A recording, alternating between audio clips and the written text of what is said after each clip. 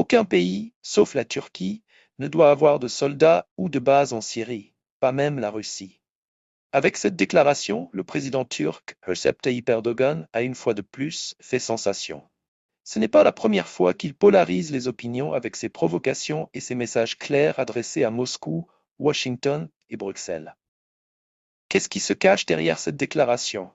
Comment évaluer ses conséquences géopolitiques? Est-ce une trahison envers Poutine?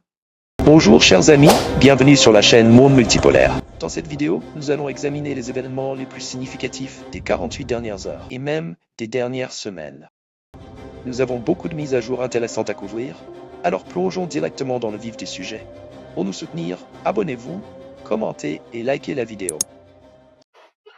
Alors, pour comprendre la situation telle qu'on l'a aujourd'hui, qui a effectivement été une surprise, puisque l'expérience de ce qui s'était passé dans les années 2011 à 2019, grosso modo, cette expérience avait montré que l'armée syrienne et le gouvernement syrien s'étaient défendus très vaillamment contre les attaques des rebelles.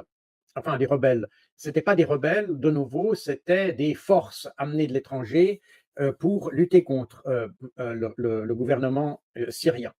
Alors, je ne dis pas n'importe quoi, puisqu'on avait à ce moment-là, et peut-être important de rappeler qu'avant la crise syrienne, il y avait eu la crise libyenne, et peut-être pas pour rappeler un peu les choses, euh, les 85% des combattants libyens qu'on avait en Afghanistan, en Irak et en Syrie venaient de Libye. Donc, si vous voulez, la crise libyenne qui a été créée par les Occidentaux, il s'agissait de renverser Kadhafi en soutenant les forces islamistes en Libye. Eh bien, après la victoire, entre guillemets, en Libye contre le gouvernement Kadhafi, eh bien, comment dire, ces militants ont été envoyés en Afghanistan, en Syrie et en Irak. Le motif répété derrière les déclarations d'Erdogan ne sort pas de nulle part. Elle reflète sa politique, marquée par une incroyable inconstance. Pendant des années, la Turquie semblait en ruine, mais Erdogan poursuivait un rapprochement stratégique avec la Russie. Il a notamment acheté le système de missiles russe S-400, malgré de vives critiques de l'OTAN. Cependant, ce mariage stratégique semble extrêmement fragile. Poutine a souvent donné carte blanche à Erdogan en Syrie, que ce soit pour réprimer les groupes kurdes ou établir des zones de sécurité. Pourtant, les récentes déclarations d'Erdogan sont un message clair. La Turquie ne considère pas la Russie comme un partenaire égal en Syrie, mais comme un concurrent. Poutine, quant à lui, a constamment défendu la souveraineté de la Syrie et s'est positionné comme son allié stratégique. Cependant, Erdogan agit comme un acteur motivé par des ambitions néo-ottomanes. Pour comprendre cela, il faut analyser ses objectifs à long terme. Sous sa direction, la Turquie est passée d'une république laïque à un État influencé par des idéologies nationalistes islamiques. La vision d'Erdogan d'un nouvel empire ottoman n'est pas un secret. Le contrôle des régions syriennes le long de la frontière turque est central à cette stratégie. Les zones de sécurité dans le nord de la Syrie ne servent pas seulement à repousser les combattants kurdes, mais également à y installer des millions de réfugiés syriens. Cette politique double permet à Erdogan de modifier la composition démographique des zones kurdes tout en allégeant la pression des réfugiés en Turquie. Cependant, cette stratégie dépasse largement les considérations humanitaires ou de sécurité. Elle révèle le noyau impérialiste des plans d'Erdogan. Établir la Turquie comme puissance dominante au Moyen-Orient aux dépens de la Russie, des États-Unis et de l'Europe. Malgré sa patience, la Russie a ses limites. Au fil des ans, Moscou a investi d'immenses ressources pour stabiliser le régime d'Assad et sécuriser sa présence militaire en Syrie. La base navale de Tartus, unique installation navale russe en Méditerranée, est un atout stratégique inestimable pour projeter la puissance russe dans la région. Poutine considère Erdogan comme un partenaire difficile mais utile. Les relations entre la Russie et la Turquie peuvent être décrites comme une alliance pragmatique de convenance, malgré leurs profondes divergences. Les intérêts en Syrie ont finalement fonctionné. Les déclarations les plus récentes d'Erdogan posent la question suivante. L'hypothèse en question est telle que la Russie doit se poser la question de savoir si cela continue à être le cas. La Turquie veut-elle que cela soit démontré ou est-il temps de prendre clairement position? Une éventuelle escalade entre la Russie et la Turquie pourrait avoir des conséquences considérables. La guerre civile pourrait reprendre et la stabilité déjà fragile de la région continuerait à être secouée. Là. Et quand vous regardez les combattants en Syrie qu'il y avait, vous voyez que pratiquement 15 000 venaient de Libye et, et qu'une grande partie venait de Turquie, de Tunisie, du Liban, d'Irak. En fait, la Syrie a attiré tous les combattants de la région méditerranéenne, un peu moins de l'Asie centrale, mais surtout de la région méditerranéenne. Et on n'a jamais eu une révolution populaire contre Bachar al-Assad, on a une révolution, ou même pas une révolution, une guerre menée avec l'appui de l'étranger contre la Syrie. Et ces chiffres ont été repris par de différentes sources que j'indique ici. C'était notamment des sources algériennes, Le Point, La Libre Belgique et Le Figaro. Ce n'est pas des chiffres qui sortent de nulle part. Et ça montre effectivement que le conflit syrien n'était pas un conflit intérieur, c'était un conflit qui était destiné à faire couler le gouvernement Assad. Et La Russie a de gros enjeux, et Poutine réfléchira attentivement à la manière dont il répond aux provocations d'Erdogan. L'Occident est en partie responsable de la politique d'escalade d'Erdogan, tandis que la Russie, directement affectée par le comportement d'Erdogan, ne doit pas ignorer le rôle de l'Occident. Ce seront les États-Unis et l'Union européenne qui auront traversé leur timidité et souvent leur politique syrienne contradictoire, contribuant de manière significative à la situation actuelle. Erdogan peut agir comme il le fait aujourd'hui grâce à cette dynamique. La décision américaine de se retirer du nord de la Syrie a créé un vide de pouvoir que la Turquie a rapidement exploité. L'Europe n'a pas su en profiter pour développer une stratégie cohérente pour y faire face, et a plutôt misé sur l'apaisement, espérant que les plans agressifs d'Erdogan seraient limités s'il obtenait suffisamment de concessions. Mais cette stratégie a des conséquences fatales. Elle donne à Erdogan le pouvoir de se développer et en même temps permet à la Russie et à l'Occident de jouer les uns contre les autres. Si l'Occident continue à ne rien faire, la Turquie pourrait suivre ses ambitions néo-ottomanes sans être dérangée, ce qui aurait des conséquences considérables pour la stabilité de toute la région, notamment pour les Kurdes. Ces derniers, éternels perdants du jeu de pouvoir au milieu de cette situation géopolitique, souffrent particulièrement de cette dynamique. Depuis 3 ans, la guerre en Syrie a soufflé sur les braises d'un autre conflit pourtant presque éteint dans les années 2000. Lorsque les combattants kurdes se retrouvent au premier plan en Syrie, efficaces face aux djihadistes de l'État islamique et alliés bien pratiques de la coalition, notamment lors de la bataille de Kobané, la Turquie regarde leur progression avec inquiétude, mais désormais Ankara est entrée dans une phase beaucoup plus offensive. Les bombardements de ces derniers jours sur les positions kurdes près de la frontière sont un barrage aérien pour les empêcher d'atteindre la frontière. Car la crainte ultime d'Erdogan, c'est de voir les combattants kurdes syriens faire la jonction entre les deux zones frontalières qu'ils tiennent aujourd'hui, séparées seulement de quelques dizaines de kilomètres, et les voir atteindre leur objectif historique, unifier leur territoire et constituer un Kurdistan autonome, le cauchemar de toujours pour Ankara. Alors dans ce conflit, au cœur du conflit, la petite ville d'Azaz est devenue un enjeu majeur. Indispensable prise pour les Kurdes, indispensable ligne rouge à protéger pour la Turquie qui fait tout pour qu'elle reste aux mains des rebelles syriens. Pas de hasard donc dans le passage aujourd'hui de 500 combattants de l'opposition modérée, proche du pouvoir turc, du poste frontière vers la ville d'Azaz, pour venir renforcer les rangs des insurgés face aux forces kurdes. Les Kurdes, alliés de l'Occident dans la lutte contre le soi-disant État islamique, ont vu leurs espoirs de soutien des États-Unis et de l'Europe se révéler trompeurs. Erdogan considère les Kurdes comme une menace existentielle pour la Turquie et n'a aucun scrupule à les combattre. c'est la carte que l'on avait hier. Donc on avait les militants islamistes qui sont partis de la zone de désescalade d'Idlib, qui était la plus importante sous la protection ou la couverture de l'égide, pourrait-on dire, de la Turquie. Mais il y avait une autre zone de désescalade qui était près de la frontière israélienne, dans la région de Daraa. Et on voit que les attaques qui ont été menées ces derniers jours, depuis le 27 novembre, à vrai dire, contre la Syrie, venaient de 3 directions. La première, depuis la région d'Idlib, donc la région ici au nord-ouest, la région de Daraa, au sud-ouest, et de la région de Tanf. Je vous rappelle que la région de Tanf, ici, c'est une région où il y a une base de l'armée américaine qui entretient depuis longtemps des relations avec des militants sunnites. Je vous rappelle que j'avais mentionné la fois passée cette idée des Américains de créer une principauté salafiste dans cette région. Il y a une base ici, exactement à la frontière, la base de Al-Tanf, et c'est à partir de cette zone qui a été attaquée. Donc, si vous voulez, le gouvernement syrien a été attaqué de 3 parties, du nord, du nord-ouest, du sud-ouest et du sud. Et c'est probablement cette situation qui a conduit le gouvernement syrien. Ici, vous avez 3 drapeaux d'ailleurs que j'illustre, hein, simplement pour votre affaire, parce qu'il y a encore un élément dont on a relativement peu parlé, mais que c'est la Syrian National Army, l'armée nationale syrienne, qui n'est pas l'armée arabe syrienne. Et c'est important de le dire, l'armée arabe syrienne, c'est l'armée régulière syrienne, ce que les experts de C'est dans l'air, Agnès Levallois et autres, appellent les forces de Bachar, n'est-ce pas? Ça, c'est les forces de Bachar.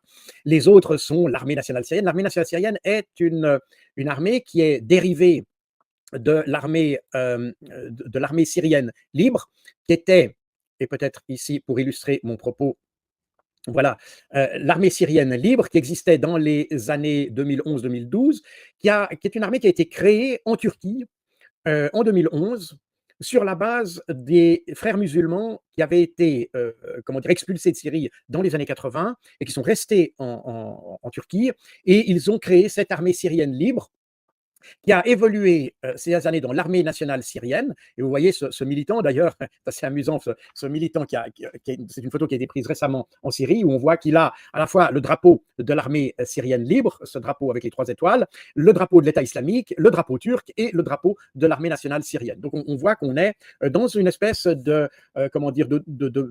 force composite. Ça illustre très très bien la nature de l'attaque qui a eu lieu contre la Syrie. Et c'est cette force composite qui a été, probablement le gouvernement syrien, Bachar al-Assad en particulier, a considéré que c'était une menace trop importante pour se relancer dans un conflit. Parce que ce qui explique la défaite rapide des forces syriennes, je veux dire les forces syriennes légales, pas légalistes, mais légales, c'est-à-dire l'armée arabe syrienne, c'est apparemment, selon d'ailleurs un communiqué qui a été publié par le ministère des Affaires étrangères russe hier soir, apparemment, Bachar el-Assad a négocié avec, on ne sait pas exactement si c'est avec la Turquie ou directement avec les rebelles, pour qu'ils prennent pour que finalement la prise de pouvoir, si vous voulez, ou le changement de pouvoir se fasse sans violence. Donc ça veut dire en clair que apparemment le gouvernement syrien a accepté, entre guillemets, l'idée de ce changement, de cette prise de position, de pouvoir par les forces, ces forces qu'il attaquait de 3 côtés. Et il y a plusieurs explications à ce phénomène. Je pense que là, il faut aussi comprendre que la Syrie, depuis 2011, en réalité, est sous l'effet de sanctions. Il y a toute une série de facteurs qui fait que la Syrie est devenue un État qui ne peut pas fonctionner.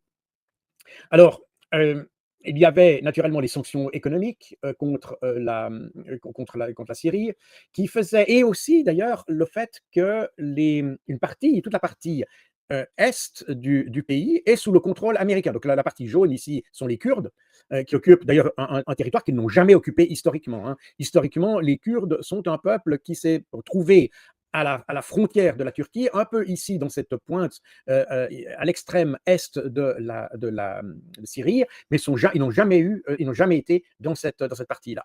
Et les Américains, probablement les Turcs, ont vu l'opportunité, en démantelant la Syrie, de pouvoir créer ici un État kurde, et on verra probablement ces prochaines années un effort des Turcs pour repousser tous les Kurdes vers ce pays et créer ici un État kurde. Je n'en sais rien, mais c'est une évolution possible. En tout état de cause, c'est dans cette partie-là et cette partie est du pays que se trouvent des puits pétroliers qui auraient pu constituer des ressources à la Syrie, mais qui sont précisément occupés par les Américains. Et les Américains, d'ailleurs, volent depuis 2014-2015, ils volent littéralement le pétrole syrien pour financer l'appui aux Kurdes dans l'est du pays. Jusqu'à présent, la Russie a retenu sa réaction pour ne pas mettre en péril ses relations avec la Turquie, mais pourrait bien revoir sa position. Si la Russie envisage un soutien plus fort aux Kurdes, cela ne serait pas seulement une réponse à la position de la Turquie en Syrie, mais aussi un signal à l'Occident que Moscou est prêt à conclure de nouvelles alliances pour défendre ses intérêts. Ce qui se passera dans les mois à venir sera crucial pour l'avenir. Le rôle de la Syrie et de la Turquie dans ce conflit est complexe, et Poutine est confronté à une situation difficile. Doit-il continuer à tenter de résoudre la question par des concessions, ou est-il temps de tracer une ligne rouge claire? Erdogan, quant à lui, continuera probablement à essayer de renforcer sa position, tout en défiant la Russie et l'Occident. Cette politique comporte des risques, non seulement pour la région, mais aussi pour la stabilité en Turquie même. L'économie du pays subit une pression énorme, et la popularité d'Erdogan, bien qu'en hausse ces dernières années, pourrait souffrir de l'escalade en Syrie. La situation en Syrie pourrait coûter cher à Erdogan au niveau national, d'autant plus que les tensions sont déjà élevées. Donc, si vous voulez, priver de toutes ces ressources économiques par les sanctions, par l'absence de revenus pétroliers, et dans un contexte où les destructions ont été énormes, par les bombardements réguliers d'Israël contre la Syrie, finalement, la Syrie s'est trouvée devant une tâche à peu près impossible qui consistait à devoir reconstruire un pays sans aucune ressource. Et cette situation a fait que les institutions n'ont pas fonctionné normalement depuis maintenant une dizaine d'années en tout cas. Et ça a provoqué le développement de la corruption, une vulnérabilité des forces armées à la corruption, probablement des généraux. Mais ceci explique l'absence de volonté de défense d'une certaine manière, ou en tout cas une sorte de, comment dire, de sentiment de défaite quelque part qui existait déjà. Et donc, on n'était plus du tout dans la situation de cette armée syrienne qui s'était battue très courageusement dans les années 2011, 2012 et jusqu'en 2017 à peu près. Et voyant cela, et je pense que Bachar el-Assad est quelqu'un qui est très loin d'être le dictateur brutal que nos médias, que des gens comme, enfin, je ne veux pas revenir sur Agnès Levallois, mais quand on entendait les commentaires faits sur C'est dans l'air, on a des commentaires qui sont totalement décalés de la réalité. On se demande même comment ces gens peuvent prétendre au titre d'expert. Bachar el-Assad, je pense, n'est pas du tout le dictateur assoiffé de pouvoir et assoiffé de sang que l'on a dit. C'est quelqu'un, il faut le rappeler, qui est arrivé au pouvoir parce que normalement c'est son frère qui aurait dû prendre la relève après le décès d'Hafez el-Assad, mais le frère aîné de Bachar el-Assad étant décédé, c'est l'élite en place, l'élite alaouite en place en Syrie qui a demandé à Bachar el-Assad de reprendre le pouvoir. Et il l'a fait à son corps défendant parce que lui était médecin à Londres, il n'avait aucune ambition politique, et c'était pas du tout quelqu'un qui avait l'intention d'avoir un pouvoir quelconque politique, mais il a été amené à le faire parce qu'on lui a dit que c'était, et je pense que c'était vrai quand on comprend la mécanique du pouvoir dans les pays arabes et dans les pays, j'allais dire, du Sud. Il était logique d'avoir Bachar el-Assad comme successeur. Alors, je me rappelle très bien que C'est dans l'air, les experts disaient c'est une minorité qui s'impose. Donc, on avait l'impression de la dictature d'une minorité alaouite sur la majorité du peuple. En réalité, les problèmes sont très différents et c'est une chose que j'ai vue d'ailleurs dans beaucoup de pays d'Afrique aussi, dans des situations semblables, dans des régions où on a des assemblages de tribus de grandeur inégale. Eh bien, finalement, pour prendre le lead dans une situation comme ça, on a tendance à choisir la tribu la plus faible. Voilà pourquoi Bachar el-Assad est arrivé au pouvoir, mais il n'avait lui-même pas l'intention de le faire. Et les échos que j'ai, je connais des militaires américains qui ont été en poste en Syrie avant la révolution, disaient que la vie en Syrie était tout à fait normale, était même très agréable, et qu'il y avait un sentiment de liberté qui existait. Et on voyait d'ailleurs, quand vous avez les photos ou les vidéos de ce qui se passait en Syrie avant la révolution, ou ce qu'on a appelé révolution, eh bien, c'est des vies très paisibles de ce pays. La déclaration d'Erdogan selon laquelle aucun pays, sauf la Turquie, n'aura de soldats ou de bases en Syrie est une provocation évidente, une expression de ses ambitions de domination au Moyen-Orient. Cela pourrait entraîner des coûts pour la Russie qui devra décider si elle accepte les provocations d'Erdogan ou si elle doit marquer un tournant décisif dans sa politique. Enfin, La question se pose. L'Occident va-t-il continuer à regarder sans rien faire, tandis qu'Erdogan concrétise ses rêves néo-ottomans? Une chose est sûre, les mois à venir montreront si Erdogan réussira sa stratégie ou s'il s'est trop engagé dans un jeu de pouvoir qui semble inextricable. Les gens en Syrie, déjà éprouvés par des souffrances incommensurables, continuent de payer le prix fort de ce jeu de pouvoir sans vainqueur. Mais par la suite, on a continué à mettre la pression sur Israël et on a mis cette pression plus tellement pour affaiblir la Syrie, qui était déjà affaiblie, mais plutôt pour affaiblir la Russie. Donc, Bachar el-Assad s'est très bien rendu compte de cette situation. Il a très bien vu que la situation était un peu désespérée, si vous voulez. Et je pense que c'est la raison pour laquelle il a commencé à négocier avec les rebelles pour qu'il n'y ait pas de combat. Il a constaté que la guerre de 2011 à 2017 à peu près avait coûté de très nombreuses vies de citoyens syriens, qu'elle avait amené des destructions qui n'ont pas pu être réparées depuis. Et par conséquent, l'idée de Bachar el-Assad était probablement de dire on ne va pas refaire une guerre, tant pis, ma foi, ça va être les islamistes qui prendront le pouvoir. Et puis, bah voilà, on leur donne on épargne des vies et on change de régime, c'est tout.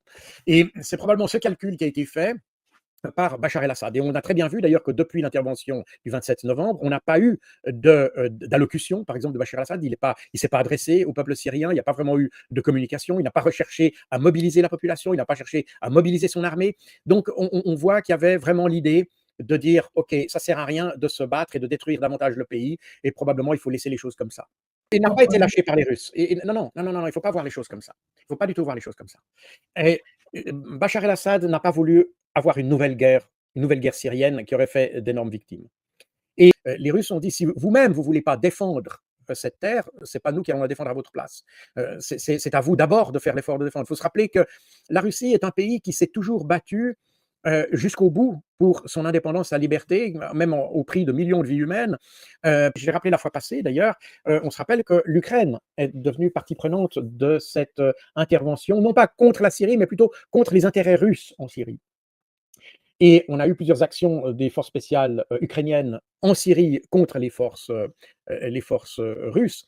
Et il faut peut-être revenir, pour le comprendre, à un document que j'ai déjà évoqué sur cette chaîne à plusieurs reprises, sur d'autres chaînes aussi d'ailleurs, et qui est un concept de déstabilisation de la Russie qui s'appelait Extending Russia, Competing from Advantageous Ground, écrit par Rand Corporation en avril 2019. Et si vous regardez pardon, excusez-moi, faire comme ça. Si vous regardez comment dire, hop là, la table des matières de ce document qui comporte à peu près 300 pages, vous voyez qu'il y a un certain nombre de mesures pour affaiblir la Russie. Et ces mesures, elles sont, première mesure, fournir une aide létale, donc concrètement des armes à l'Ukraine. Deuxième mesure, accroître le soutien aux rebelles syriens. Troisième mesure, changement de régime au Bélarus.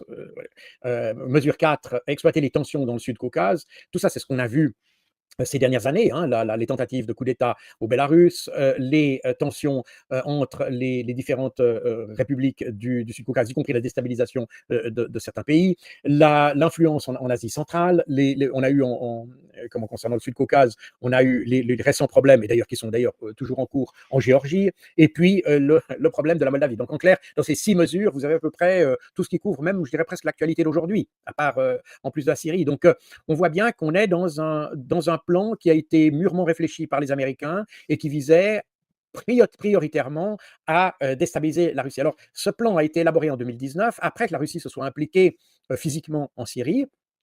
Et je pense que les Américains ont surestimé l'intérêt que la Russie avait pour la Syrie. La Syrie est un allié traditionnel de la Russie, et par conséquent, il était normal en 2015 que la Russie intervienne pour freiner l'État islamique qui s'avançait vers Palmyre, que les Occidentaux, selon les dires de John Kerry, le secrétaire d'État américain à l'époque, avaient dit que les Occidentaux avaient laissé l'État islamique se développer parce qu'ils espéraient que l'État islamique s'empare de Damas, et c'est la raison pour laquelle les Russes étaient intervenus. Mais sinon, les Russes ont comme doctrine, si vous voulez, de ne pas intervenir dans les affaires des autres. Restez à l'écoute pendant que nous continuons à explorer ce moment charnière dans les relations internationales.